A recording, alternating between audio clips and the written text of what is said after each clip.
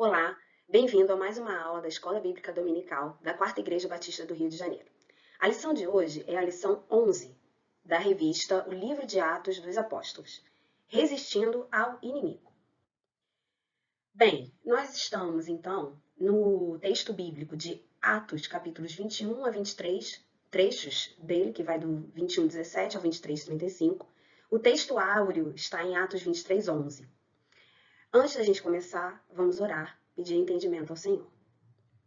Senhor Deus, te pedimos, Senhor, entendimento sobre a tua palavra, que o Senhor nos dê sabedoria e inspiração do teu Espírito para a total compreensão desta lição. No nome do Senhor Jesus Cristo. Amém. Bem, qual é o contexto da nossa lição? O título é Resistindo ao Inimigo.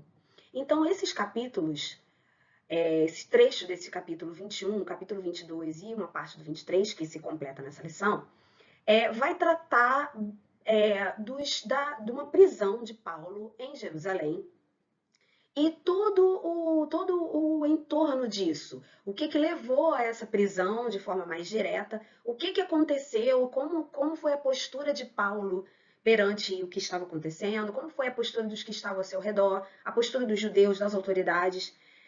Então a gente não vai fazer aqui um estudo sobre a postura, coragem e fé que Paulo demonstra nesses episódios, para o nosso aprendizado, para o nosso entendimento e para a gente perceber também da importância de tudo isso que aconteceu na história da igreja relatada nesse livro de Atos. Eu separei aqui um trecho antes nossa lição começa no capítulo 22, né? Mas lá no capítulo 21, Paulo é alertado por meio de uma palavra até profética, de que ele seria preso. E aí, os irmãos, né, dizem para ele não ir. Mas olha o que ele responde. Então, eu separei só 2 versículos que tratam dessa conversa deles. E lá em Atos 21, que é o capítulo anterior da nossa lição de hoje, né, diz lá no versículo 12: Quando ouvimos estas palavras, tanto nós como os daquele lugar, que ele não estava em Jerusalém, né, rogamos a Paulo que não subisse a Jerusalém. Mas olha o que ele respondeu, no 13. Então ele respondeu: Que fazeis chorando e quebrantando-me o coração? Pois estou pronto não só para ser preso, mas até para morrer em Jerusalém pelo nome do Senhor Jesus. Que postura, que coragem, que demonstração prática e real de fé que Paulo demonstra, e não só nas palavras, nós vamos ver, não só nessa lição de hoje, mas em vários outros trechos do próprio livro de Atos e das cartas de Paulo, que ele demonstra isso na prática, com a vida dele, né? De que ele, de fato, não é da boca para fora que ele diz isso, que ele está, inclusive, pronto, inclusive, para a morte. Em prol dessa nobre e ousada missão de propagar o evangelho naquele contexto que eles estavam naquela época. Aqui, então, a gente vai ver o início dessa prisão de Paulo, que começa em Jerusalém, depois ele é levado para outras cidades, né? A gente vai ver, o que o nome dessa lição é Resistindo ao Inimigo? Existe aqui uma demonstração também muito clara de uma batalha espiritual. Todo esse conflito que existiu, por qual Paulo passou e muitos outros cristãos também passaram e passam ainda hoje, não são simplesmente uma questão de conflito humano, de não concordar, de discórdia. Tem isso também? Tem. Mas existe aí uma questão, uma batalha espiritual por trás disso tudo. Então, Paulo, de fato, aqui que é o nosso foco da lição, ele sofreu ataques à sua integridade física, não somente ele é o nosso foco, mas nós temos muitos outros exemplos na Bíblia, né, que se falam sobre isso. Então, ele sofreu ataques à sua própria integridade física, ele sofreu ataques à sua estabilidade emocional, de o tempo todo ele ser questionado e ele tem que ser firme todo o tempo. E ele sofreu ataques também quanto à sua firmeza na fé. E ele foi vitorioso nisso tudo. Ele, por meio disso tudo que ele passou, das suas prisões, de tudo que aconteceu, ele também pôde testemunhar e pregar até as mais altas autoridades da época. Certo? Então, esse é o nosso contexto. Então, vamos começar. Então, o nosso trecho que começa então quando Paulo chega a Jerusalém. Então esse é o início. Lá no Atos 21, do versículo 17 ao 26, vai tratar dessa chegada dele.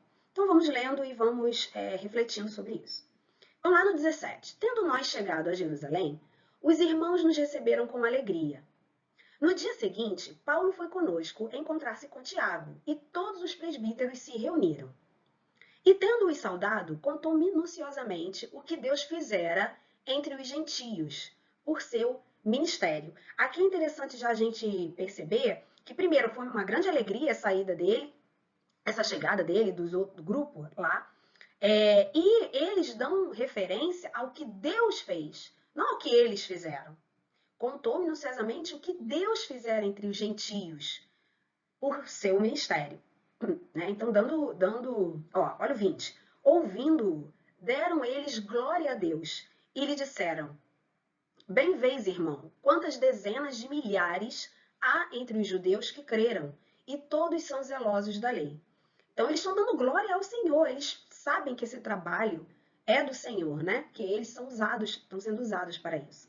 E aí, a gente tem nos versículos 19 e 20 já uma prova, né, de que esse evangelho estava sendo, as pessoas estavam crendo, tanto gentios quanto judeus. Então ele fala no 19 sobre a questão dos gentios e no 20 fala das dezenas de milhares entre os judeus que creram no evangelho de Cristo. No 21, e foram informados a teu respeito que ensinas todos os judeus entre os gentios a apostatarem de Moisés, dizendo-lhes que não devem circuncidar os filhos, nem andar segundo os costumes da lei. Então, aqui começa, então, ali o problema. Eles, depois de toda alegria e tal, e eles já começam, olha, mas ótimo, muito bom que isso está acontecendo, mas estão falando isso, isso e isso, de você, Paulo. Estão falando que você quer que as pessoas que não devem se circuncidar, não devem andar segundo os costumes da lei, e isso era um problema. Isso causava conflito. Aí no 22 eles dizem: que se há de fazer? Pois certamente saberão da tua chegada, ou seja, não é possível esconder. Não tem jeito, vão saber que você está aqui. E aí, o que vai acontecer? Então, continuando lá no 23. Faze, portanto, o que te vamos dizer. Então, aqui, os irmãos, né, que estavam em Jerusalém, estavam lá vivenciando aquela situação de conflito complicada que eles estavam, de perseguição, de julgamento. E aí eles tentaram alertar Paulo, tentaram evitar que o pior acontecesse. Mas nós vamos ver que era propósito do Senhor que isso acontecesse. Né? Então, eles tentaram, não deu certo, mas eles tentaram minimizar o problema. Eles tentaram, olha, não vamos também causar muito alarde. Então, eles, aqui nesses versículos, eles vão instruir Paulo no que como ele deveria se portar, para não causar tanto embate com os judeus e com as autoridades de Jerusalém. Então, eles dizem lá, faze, portanto, o que te vamos dizer. Estão entre nós 4 homens que voluntariamente aceitaram o voto. Toma-os, purifica-te com eles e faz a despesa necessária para que raspem a cabeça. E saberão todos que não é verdade o que se diz a teu respeito. É para dizer, olha, Paulo, mostra para eles que não é assim, que você não é um revoltado, que você não está querendo rasgar a lei, que não é isso. Né? Porque também, assim, eles poderiam talvez ter portas mais abertas, ter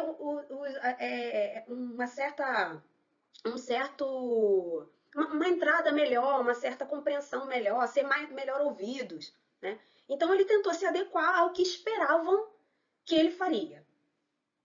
E que, pelo contrário, andas também tu mesmo guardando a lei. Quanto aos gentios que creram, já lhes transmitimos decisões para que se abstenham das coisas sacrificadas a ídolos, do sangue, da carne de animais sufocados e das relações sexuais ilícitas. Isso ele está só reforçando uma coisa que eles já tinham decidido antes. Nos capítulos anteriores de Atos fala sobre isso. No 26.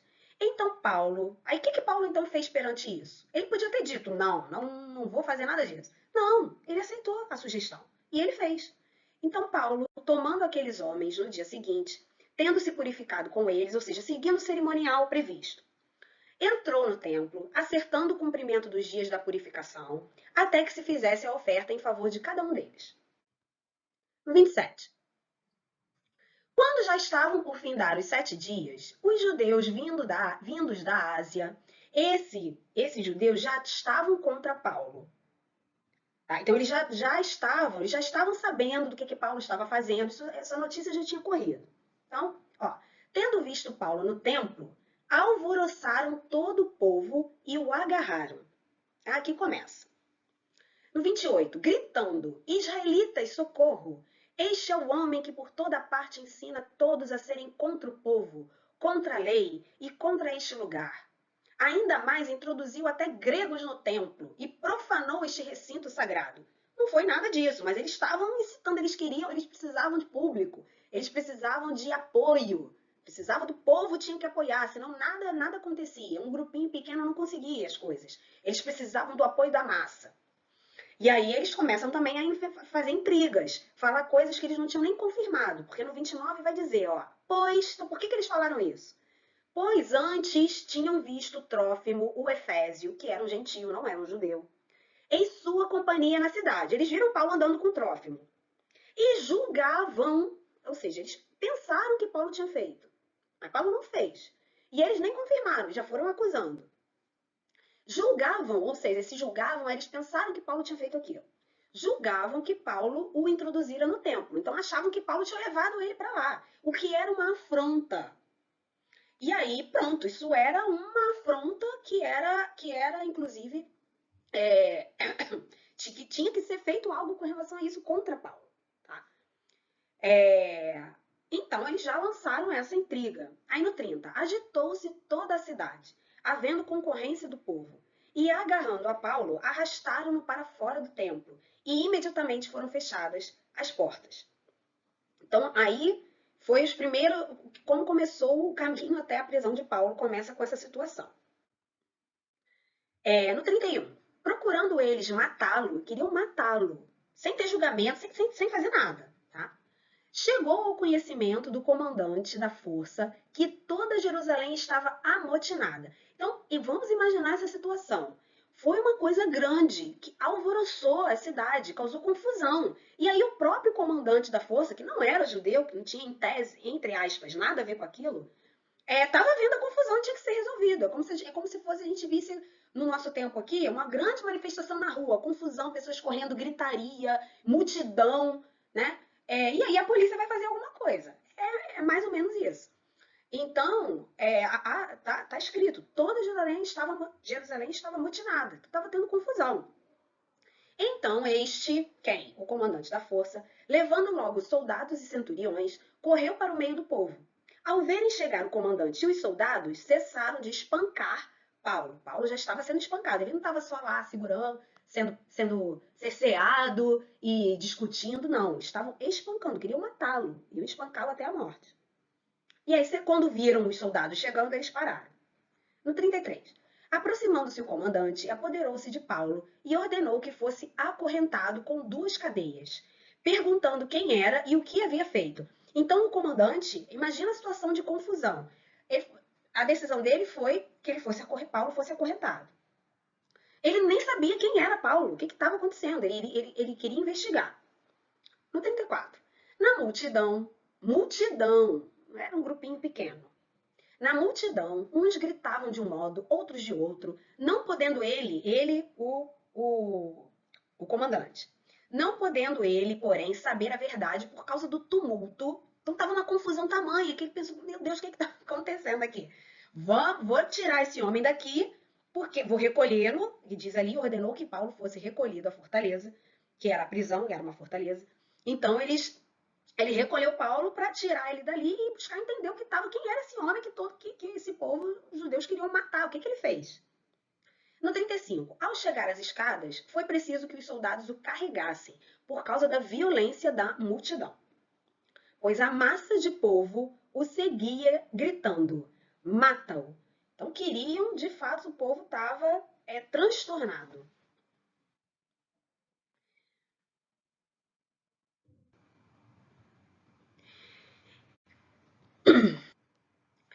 E aí, Paulo, o que Paulo fez então com relação a isso? Estava lá sendo espancado, ninguém estava nem deixando ele falar. E aí, nesse momento, ele teve de fato a oportunidade de poder se defender. E aí o 37, então. E quando Paulo ia sendo recolhido à fortaleza, disse ao comandante: é-me permitido dizer-te alguma coisa? Ele falou em grego com ele, porque ele responde, ó, respondeu ele, sabes o grego? Ficou até espantado. Não és tu, porventura, o egípcio que há tempos sublevou e conduziu ao deserto 4.000 sicários? Então, isso aqui, não vou entrar em detalhes, mas houve esse episódio,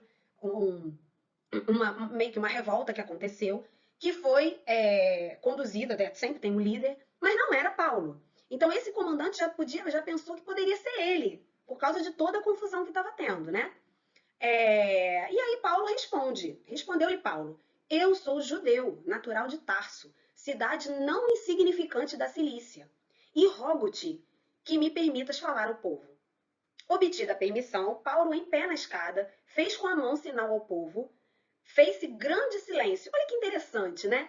Ele estava lá, há um segundo atrás, o povo estava louco querendo matar ele. Não queria nem ouvir a voz dele, não queria saber do que ele ia falar. Simplesmente queriam espancá-lo até a morte.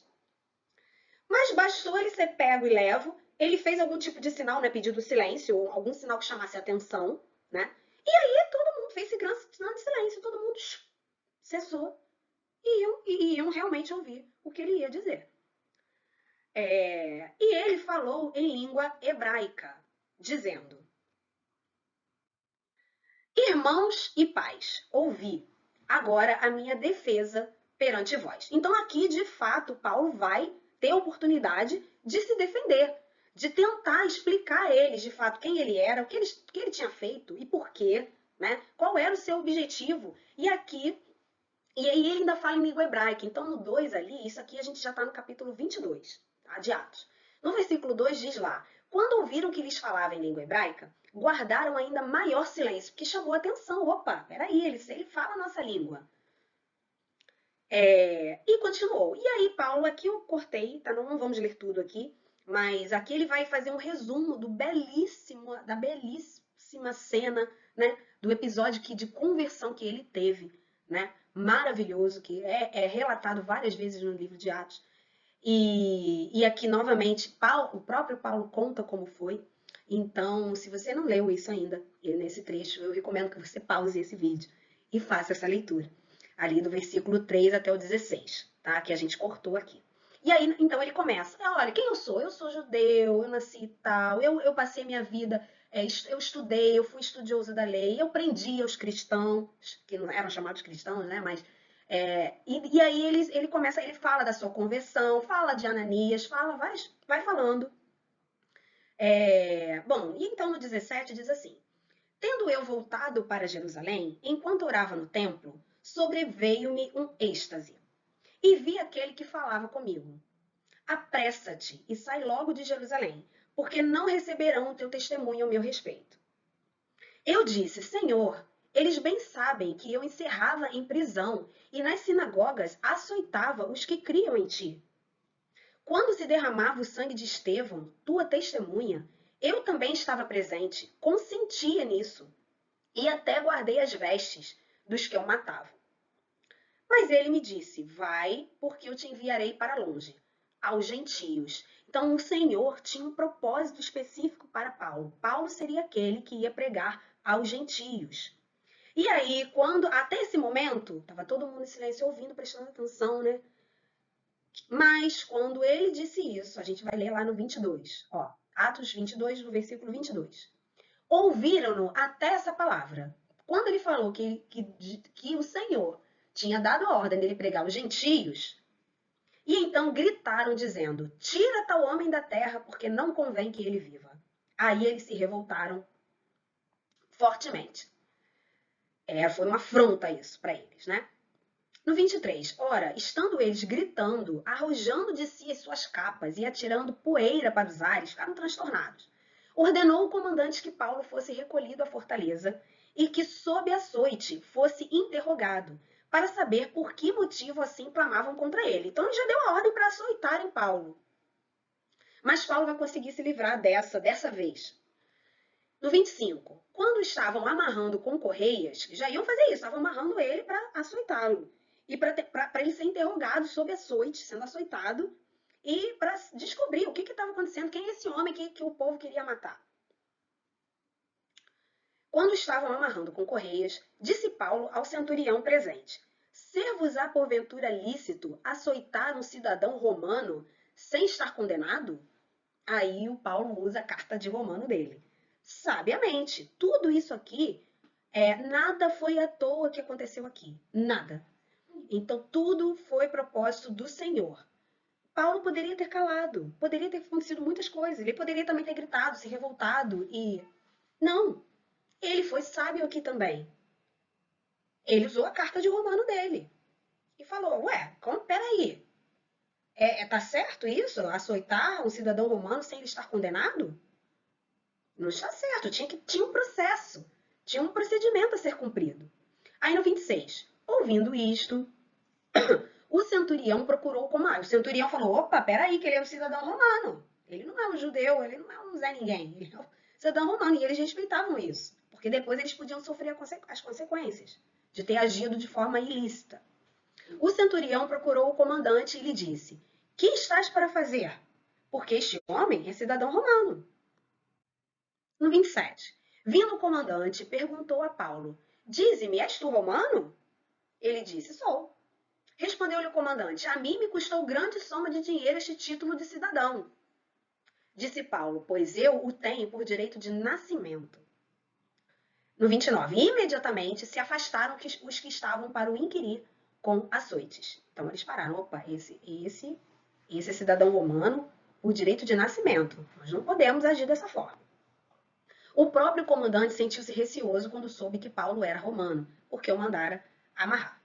No 30, no dia seguinte, querendo certificar-se dos motivos por que vinha ele sendo acusado pelos judeus, soltou-o e ordenou que se reunissem os principais sacerdotes e todo o sinédrio, e, mandando trazer Paulo, apresentou-o perante eles. Então, Paulo vai ser levado, então, ao sinédrio. O sinédrio era um tipo de supremo tribunal judaico, tá? Uma forma de assembleia dos líderes religiosos da época, dos anciãos, e eles faziam, eles eram como órgão legislativo, eles faziam então os julgamentos. Então o comandante então ordenou para que se reunisse então o sinédrio e Paulo então seria levado para lá. Aqui então a gente entra no capítulo 23. Ali no versículo 1 então vai dizer: Fitando Paulo os olhos no sinédrio, disse: Varões, irmãos, tenho andado diante de Deus com toda boa consciência até o dia de hoje. Mas o sumo sacerdote Ananias mandou aos que estavam perto dele que lhe batessem na boca, ou que lhe repreendessem. Eles não gostaram disso, do que ele falou.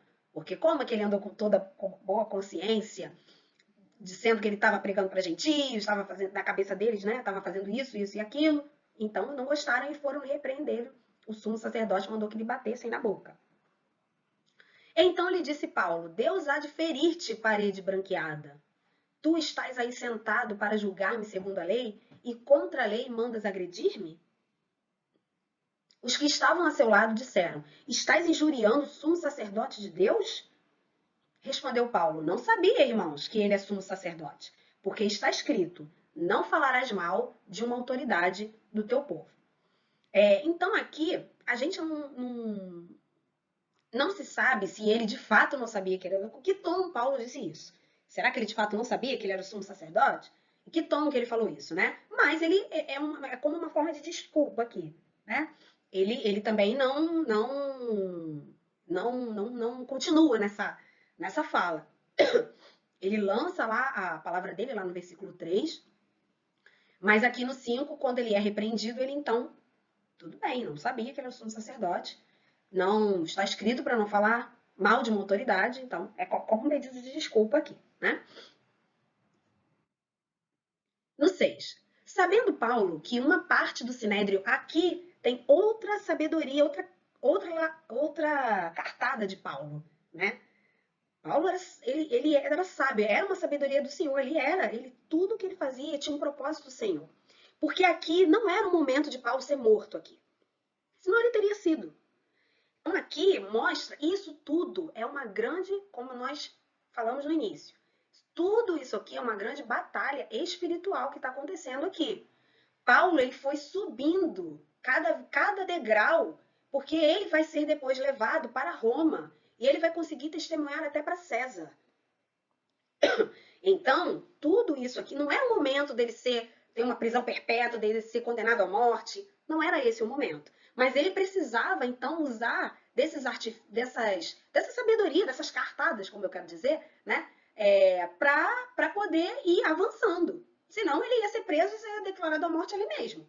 Mas não. E aí ele lança uma outra carta de sabedoria aqui, que é quando ele sabia quem eram aquelas pessoas. Ele sabia como era o Sinédrio, como era formado, o que eles pensavam. E sabia, inclusive, dos problemas que tinham lá dentro, entre eles mesmos. Então, aqui, ó, sabendo Paulo que uma parte do Sinédrio se compunha de saduceus e outra de fariseus, que não concordavam em algumas coisas, exclamou: varões e irmãos, eu sou fariseu, filho de fariseus. Aqui ele está tentando ter alguém, né? Ter algum grupo do lado dele. No tocante à esperança e à ressurreição dos mortos, sou julgado. Ditas estas palavras, levantou-se grande dissensão entre fariseus e saduceus. Aí eles mesmos começaram a discutir. E a multidão se dividiu, pois os saduceus declaram não haver ressurreição nem anjo, nem espírito, ao passo que os fariseus admitem todas essas coisas. Houve, pois, grande vozearia. E levantando-se alguns escribas da parte dos fariseus, contendiam dizendo: não achamos neste homem mal algum. Porque como é que eles iam condenar alguém que estava dizendo que cria, seguia as mesmas coisas que eles acreditavam? Né? E será que algum espírito ou anjo lhe tenha falado? No 10. Tomando vulto a Celeuma, temendo o comandante que fosse Paulo espedaçado por eles, mandou descer a guarda para que o retirassem dali e o levassem para a fortaleza. Então Paulo é de novo recolhido, porque de novo estava levantando confusão e o comandante tirou então ele de lá mais uma vez. Bem, então aqui no versículo 11, que é o versículo seguinte, a gente tem uma prova de que tudo isso que estava acontecendo com Paulo e por meio de Paulo, que estava acontecendo com a igreja de Cristo, com a expansão da igreja, com a propagação do evangelho, essa parte tão importante dessa história, tudo isto estava sob controle do Senhor. Tudo tinha um propósito do Senhor. O Senhor estava vendo tudo e estava com Paulo. Porque aqui nesse pequeno versículo, a gente tem uma aparição do Senhor a Paulo. E o Senhor fala com ele. Né? Então, no 11 diz assim: na noite seguinte, o Senhor, pondo-se ao lado dele, disse: coragem. Pois do modo porque deste testemunho a meu respeito em Jerusalém, assim importa que também o faças em Roma. Então o Senhor aqui fortalece Paulo, reforça a presença com ele. E aqui o Senhor está dizendo, Paulo, estou vendo isso tudo, né? Está dizendo nas entrelinhas. O que nós podemos extrair daqui? O Senhor estava vendo tudo e tudo que estava acontecendo estava sob o seu controle e mais. O Senhor diz a ele: não vai ser só em Jerusalém, eu vou te levar a Roma. Porque você precisa dar o testemunho a meu respeito também em Roma. É para lá que eu vou te levar, eu te quero para essa missão. Paulo tinha esse propósito vindo do Senhor de pregar aos gentios, de levar ele, pelo fato dele ser romano. Vejam, ele só chegou até aqui pelo fato dele ser romano. Tinha todo um objetivo, todo um propósito do Senhor com a vida de Paulo. Então, Paulo, o Senhor aqui está dizendo: eu vou te levar a Roma. Não vai ser aqui, você não vai morrer agora, isso não vai acabar aqui. Importa, ou seja, é importante, é do meu propósito que você faça isso também em Roma. E o Senhor sabia que Paulo precisava também de ser fortalecido, de ter a sua fé reafirmada, que ele precisava de coragem para isso tudo. E o Senhor diz a ele: coragem. Não era fácil. Mas Paulo foi firme. Isso é um exemplo para nós. Ele era perfeito? Não. Não. Mas ele teve sim uma postura muito firme de fé e de ação e demonstrou sabedoria na hora certa e foi corajoso. E ele teve essa coragem e esse reforço do Senhor nesse versículo. Então, continuando no versículo 12. Quando amanheceu, os judeus se reuniram. Aí olha só isso aqui. Isso aqui foi um plano, tá? Uma cilada que iam armar para Paulo. Iam quem? Os judeus. Então, isso aqui foi o plano dos judeus para matar Paulo.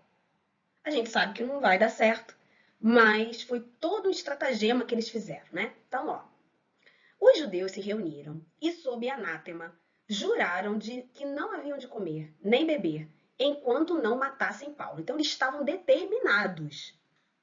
Vamos matar esse homem. Eram mais de 40 os que entraram nesta conspirata. Mais de 40, não era um grupinho de 5 ou 6. Eram muitos, né? Mais de 40, pelo menos 40 aqui. Estes, indo ter com os principais sacerdotes e os anciãos, disseram: juramos sob pena de anátema não comer coisa alguma enquanto não matarmos Paulo. Agora, pois, notificai ao comandante, juntamente com o sinédrio, que vô-lo apresente como se estivesseis para investigar mais acuradamente a sua causa. Então, eles fizeram um plano, eles inventaram uma história, inventaram uma historinha. Olha, vão lá, notifica o comandante, vocês que têm o poder para fazer isso, porque não podia ser qualquer pessoa. Eram os principais sacerdotes, os anciãos, juntamente com o sinédrio. Estava todo mundo na conspiração. Aí eles dizem lá no 15: notificar o comandante que vulo apresente, que apresente Paulo, vulo quem? Paulo, que vulo apresente como se estivesseis para investigar mais acuradamente a sua causa. Então vão lá, manda um aviso para ele, uma notificação dizendo: olha, me manda Paulo, porque o Paulo não estava preso na fortaleza, estava sobre o domínio, vamos dizer assim, do comandante, né? Aí eles falam lá: manda trazer Paulo porque eu quero investigar melhor, de forma mais acurada, a sua causa. Só que não. Né? Ó, e nós, antes que ele chegue, estaremos prontos para assassiná-lo. Era um plano, era uma cilada, cheia de mentira por trás. Mas aí vem a mão do Senhor, porque isso aqui não foi à toa, não foi coincidência. Você acha que foi? Eu não acho. Olha no 16. Mas o filho da irmã de Paulo, ou seja, o sobrinho dele, sobrinho de Paulo, tendo ouvido a trama, entrou na fortaleza e de tudo avisou a Paulo.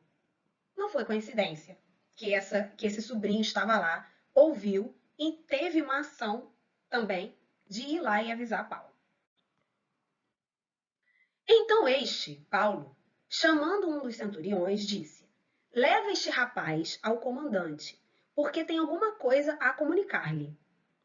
Tomando-o, pois, levou-o ao comandante, dizendo: o preso Paulo, chamando-me, pediu-me que trouxesse à tua presença este rapaz, pois tem algo que dizer-te. E aí o menino, quer dizer, o rapaz, a gente não sabe a idade, né? Mas então o sobrinho de Paulo conta: olha, eu vi isso, isso, isso e aquilo. Estão planejando, os judeus estão planejando matar Paulo. Estão planejando te enganar, montaram um plano cheio de mentira. Né? Então ele vai contar lá exatamente o que ele ouviu. E vão alertar então o comandante. Aí no 22. Então o comandante despediu o rapaz, recomendando-lhe que a ninguém dissesse ter-lhe trazido estas informações. Chamando 2 centuriões, ordenou: tende de prontidão, desde a hora terceira da noite, 200 soldados, porque o rapaz, o sobrinho, falou: ó, tem mais de 40 que estão planejando isso, não é um grupinho pequeno, não. Então, o comandante preparou uma equipe, então, enorme para guardar a vida de Paulo. Ó, 200 soldados, 70 de cavalaria e 200 lanceiros para irem até Cesareia. Preparai também animais para fazer Paulo montar e ir com segurança ao governador Félix. Então eles estavam subindo uma instância aqui. O governador estava acima do comandante. Então eles iam mandar Paulo até Cesareia com uma grande guarda para que ele chegasse vivo até lá, para o plano, e o plano dos judeus então foi por água abaixo. Foi à toa isso? Não. Foi coincidência? Não foi.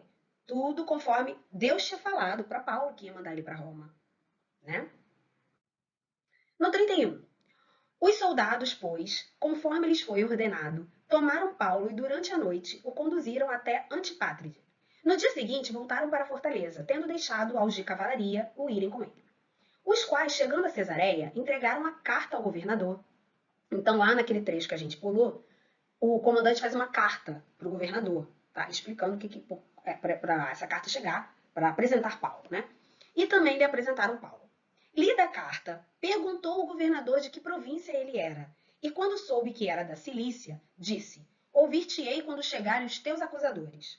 E mandou que ele fosse detido no pretório de Herodes. Olha onde Paulo já estava, tá?